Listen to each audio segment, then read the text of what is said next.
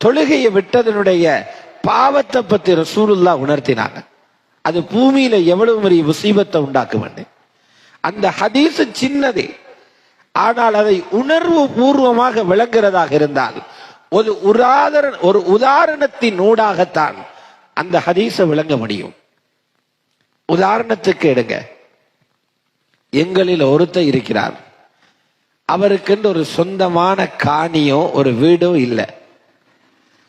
நிறைய பேர் அப்படி இருக்கிறாங்க. பல பேருக்கு பின்னால போய் கேட்டு பார்த்தான், ஒன்று ஆகுதில்லை. அரசியல்வாதிகளுக்கு பின்னால அலைஞ்சி பார்த்தான், அதுவும் நடக்குதில்லை. கடைசியாக முடிவெடுத்தாரு, வெளிநாட்டுக்கு போவோம். வெளிநாட்டுக்கு போய் சேர்ந்தாரு.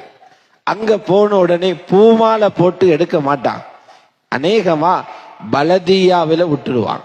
பலதியாண்ட என்ன, யூசி நகர சபை.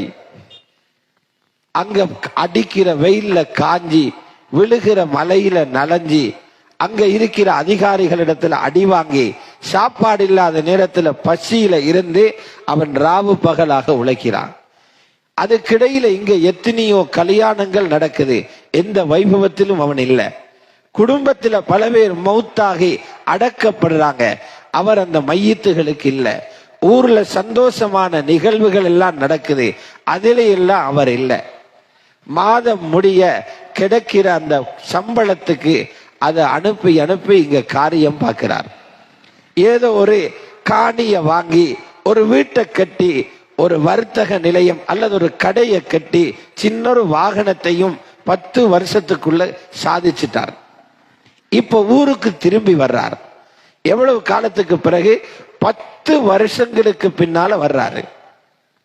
இவர் எப்படி வர்றார் தெரியுமா? தண்ட ஆயுளில் 10 ஆண்டுகளை கொடுத்துட்டு வர்றாரு. தண்ட ஆயுள் மட்டுமல்ல, மனைவியில 10 ஆண்டுகளை கூட கொடுத்துட்டு வர்றாரு. இவர் வெளிநாட்டுக்கு போற நேரம் மனைவிக்கு வயது 25, இவர் வரும்போது 35. வந்த உடனே திருப்ப மனைவிக்கு 25 ஆகாது, அவளுடைய 10 வருஷமும் போயிருச்சு. போற நேரம் கையில இருந்த குழந்தை, செல்லமாக பார்க்கிற 6 மாத குழந்தை 10 வருஷம் முடிச்சிட்டு வரும்போது அவனுக்கு 10.5 வயது.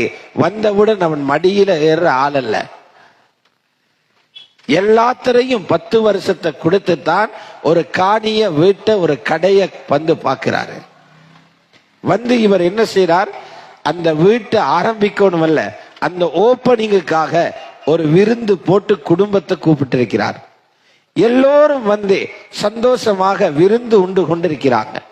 இவர் ஒரு